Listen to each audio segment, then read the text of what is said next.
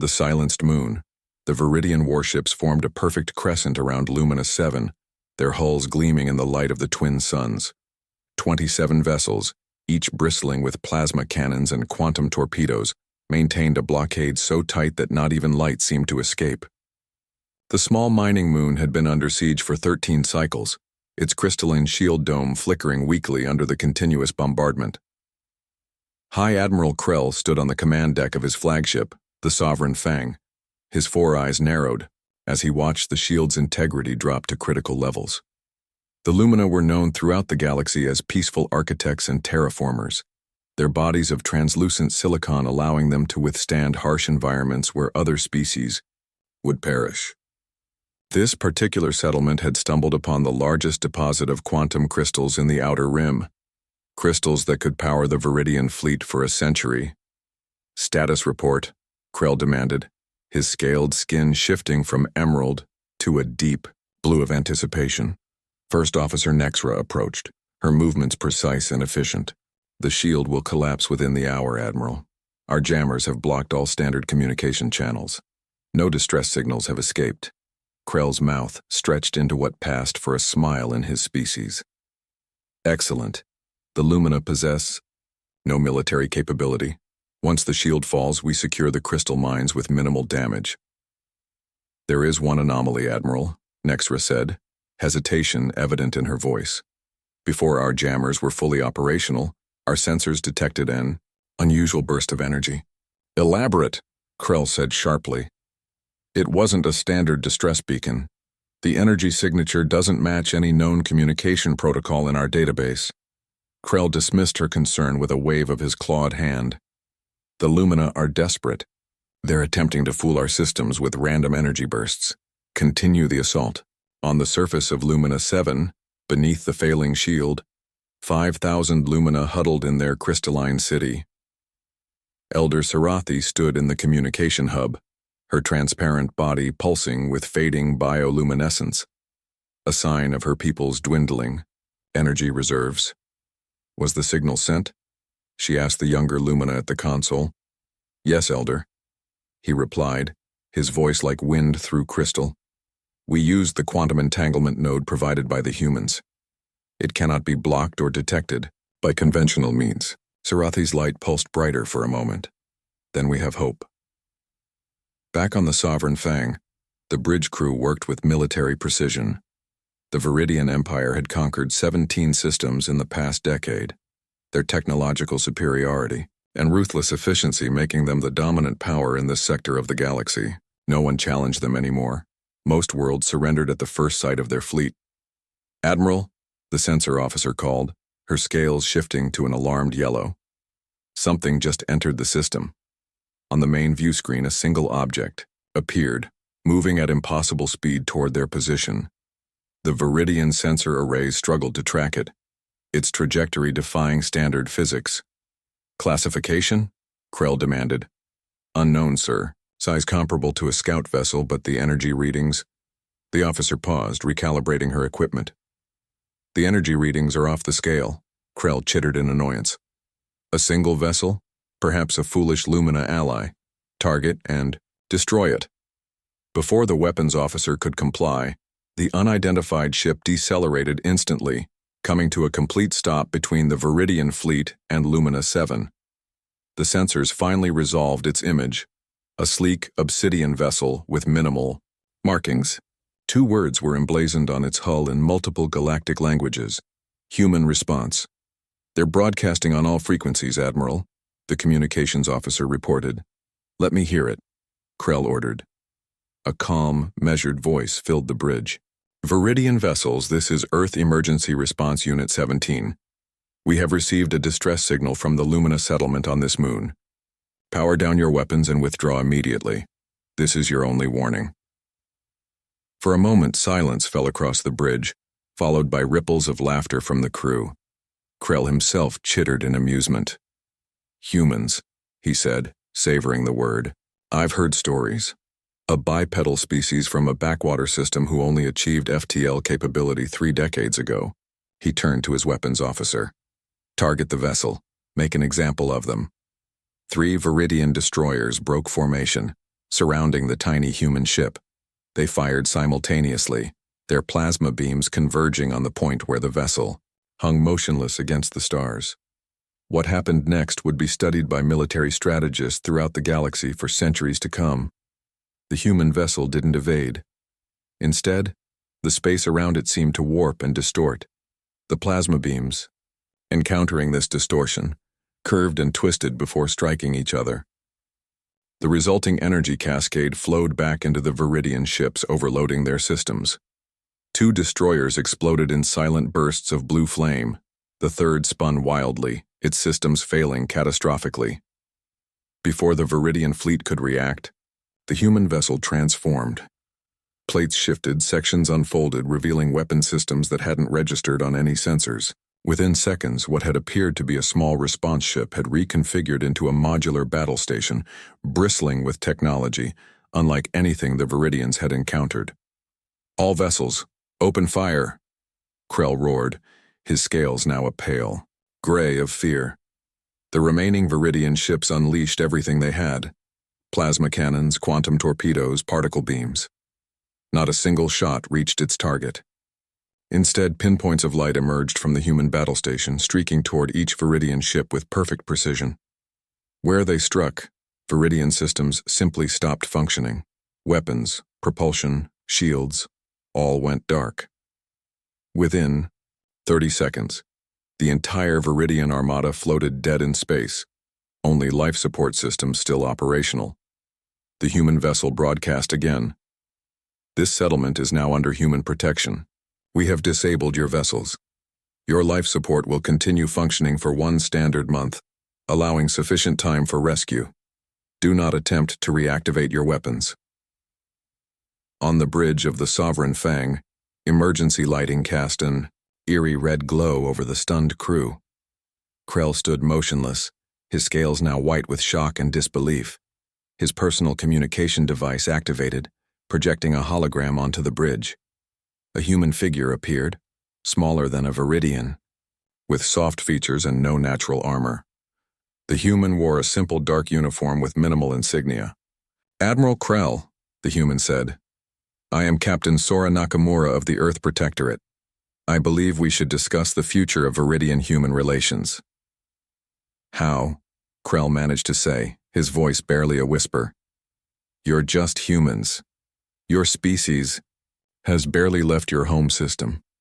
Captain Nakamura's expression remained neutral, but there was something in her eyes that sent a shiver down Krell's spine. "That's what everyone says," she replied, "right before they learn their mistake. The Lumina are under our protection, Admiral, as are 14 other peaceful species across this sector." "Impossible," Krell hissed. "We would have known." "Would you?" Nakamura asked. "Your intelligence indicated that humans have only recently achieved FTL capability. This is partially accurate. We discovered faster-than-light travel 2 centuries ago, Admiral Krell. We simply chose not to announce it to the galaxy." The implications of this statement struck Krell like a physical blow. 2 centuries? But why would you? "We watched," Nakamura said simply. "We observed, we learned, and when we saw species like yours preying on the peaceful, we made a decision." From the hologram, Nakamura seemed to look through Krell, into his very soul. "The galaxy is full of predators, Admiral. Species who believe that technological superiority grants them the right to dominate others. Humans were once like that too on our own world. We nearly destroyed ourselves before we learned better." She paused, her gaze unwavering. "Now we ensure that others learn the same lesson. Peacefully when possible. Decisively when necessary." Throughout the galaxy, on 26 worlds where Viridian forces were engaged in similar acts of aggression, the same scene played out.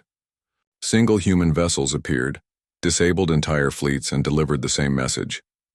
Those under human protection remained safe. The galaxy would never be the same. The Guardian Protocol, the conference room aboard the human vessel, now reconfigured into a diplomatic module, was sparse yet comfortable. Admiral Krell sat rigidly in a chair specially designed to accommodate his Viridian physiology, his scales a muted green of forced calm. Across from him, Captain Sora Nakamura sipped from a steaming cup, her movements unhurried and deliberate. "You understand, Admiral," she said, placing her cup down, "that I could have simply delivered my government's terms and left your fleet stranded. The fact that we're having this conversation indicates our preference for dialogue over dictation." Krell's outer eyelids blinked rapidly. "Your preference comes after you disabled 27 warships with a single vessel. Forgive me if I find the gesture hollow." The corner of Nakamura's mouth curved slightly. "Fair assessment. Nevertheless, the outcome of this meeting will determine whether the Viridian Empire has a future as a sovereign entity." A holographic display activated between them, showing a galactic map. Red dots appeared throughout it, hundreds of them, scattered across multiple sectors. Each red marker represents a human response unit, Nakamura explained. Some obvious like mine, others less so. We've been establishing this network for nearly a century. Krell leaned forward, his tactical mind calculating despite his situation. Impossible. The resource requirement for such a network would be beyond most civilizations' capabilities, Nakamura finished for him. Yes. Which is why most species announce their technological advancements immediately and begin expansion. They need resources, colonies, new worlds to exploit. She gestured, and the hologram zoomed in on Earth and its surrounding systems. Humans chose differently. We turned inward first, mastered fusion, quantum engineering, and dimensional physics before we ever revealed ourselves to the wider galaxy. And now you appoint yourselves the galaxy's protectors? Krell's scales flashed briefly to orange. Skepticism. How noble. Not noble, Nakamura corrected. Necessary. We studied your history, Admiral. The Viridian Empire rose from the ashes of your own subjugation 3 centuries ago. The Krell dynasty overthrew the Hamorian collective that had enslaved your people for generations. Krell couldn't hide his surprise. How could you possibly know that? Our historical archives are sealed. As I said, we watched, we learned. Nakamura's expression softened slightly. Your ancestors fought for freedom, then used that freedom to enslave others. It's a pattern we've seen repeated throughout the galaxy, and in our own history. She stood and walked to a viewport, looking out at the disabled Viridian fleet. 2,000 years ago, humans nearly destroyed themselves in wars over resources, ideology, and power. We stood at the precipice of extinction before we understood a fundamental truth. Power without restraint inevitably leads to destruction. Pretty philosophy, Krell said, enforced by superior firepower. Nakamura turned back to him. Yes, we're not pacifists, Admiral. We simply choose our battles carefully and fight them decisively. A new hologram appeared, a detailed scan of Lumina 7. The quantum crystal deposit beneath the Lumina settlement could power both our civilizations for generations. Did you consider a trade agreement? A mutual mining operation that would benefit both Viridians and Lumina?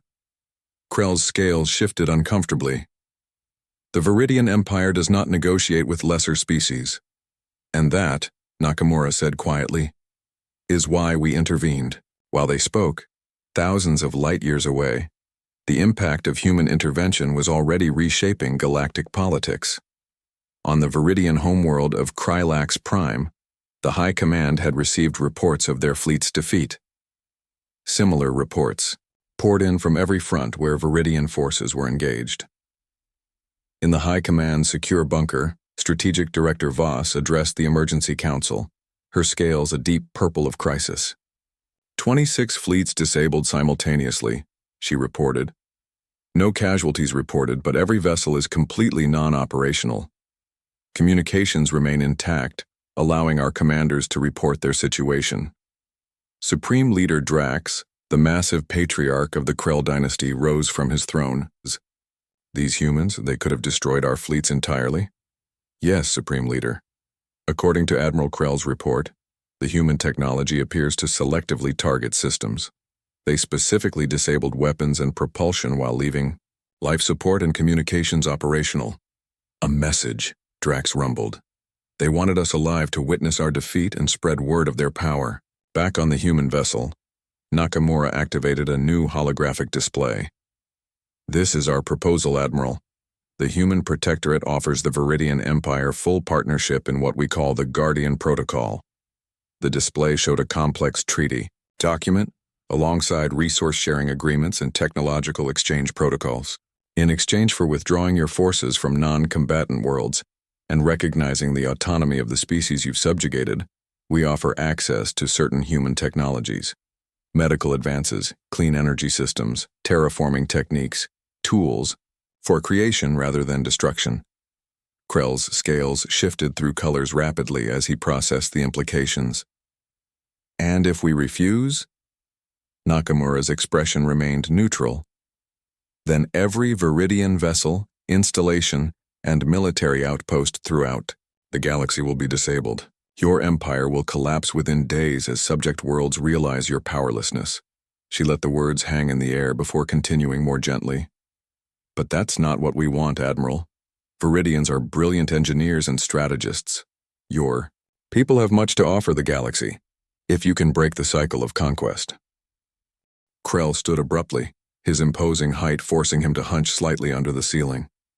You speak of breaking cycles while threatening our destruction. Your hypocrisy is remarkable. Perhaps, Nakamura acknowledged. But consider this. We disabled your fleet without taking a single Viridian life. We're offering partnership rather than subjugation. Does that not represent something different from the pattern you followed? Before Krell could respond, a communication alert sounded. A hologram of Supreme Leader Drax appeared in the center of the room. Captain Nakamura, the Viridian leader said, his massive form somehow diminished despite the hologram's imposing size. My strategic director informs me that similar demonstrations of human capability have occurred throughout our territory. That is correct, Supreme Leader, Nakamura replied respectfully. I was just discussing the implications with Admiral Krell. Drax's four eyes blinked in sequence, a Viridian gesture of resignation. I have reviewed your Guardian Protocol.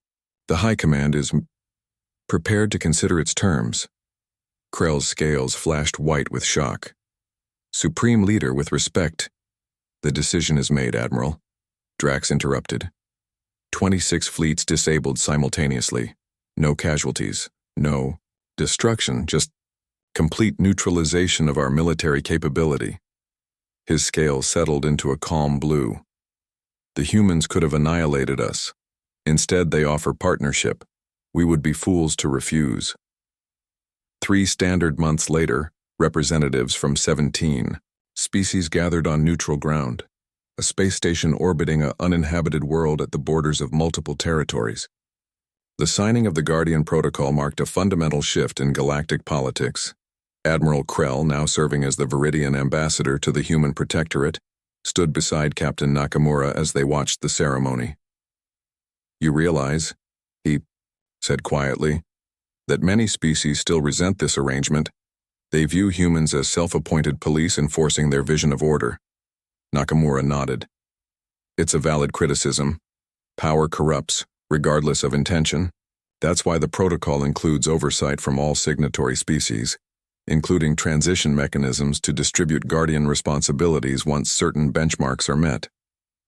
Krell's scales shifted to a thoughtful turquoise. You truly intend to eventually relinquish control? The purpose of the Guardian Protocol isn't perpetual human dominance, Nakamura explained. It's to break the cycle of conquest and predation that has defined galactic history. Once that cycle is broken, our role becomes unnecessary. And if new predators emerge? Krell asked. Nakamura turned to face him directly. Then the Guardians will respond. Together. Throughout the galaxy, the news spread. The mysterious humans, long thought to be newcomers to interstellar society, had revealed themselves as its hidden protectors. Their response vessels now operated openly, no longer concealing their presence or purpose. On Lumina 7, Elder Sarathi stood beneath the open sky, her crystalline body refracting sunlight into rainbow patterns across the ground. A human delegation had arrived to formalize their protection agreement and discuss the sustainable development of the quantum crystal deposits. "We always wondered," she said to the human representative, "why your kind shared technology with us, but asked for so little in return. Now we understand." The human smiled. "We learned long ago that true security doesn't come from dominating others, but from ensuring that all can thrive together." As night fell across the galaxy, countless species looked up at the stars with new understanding. The universe had always been full of predators, but now, for the first time, it also contained guardians. The distress signal that the Lumina had sent into the darkness had brought not just salvation, but transformation. And though many worlds viewed the humans with trepidation, none could deny the truth their arrival had revealed. The strongest power in the galaxy was not the ability to conquer, but the will to protect.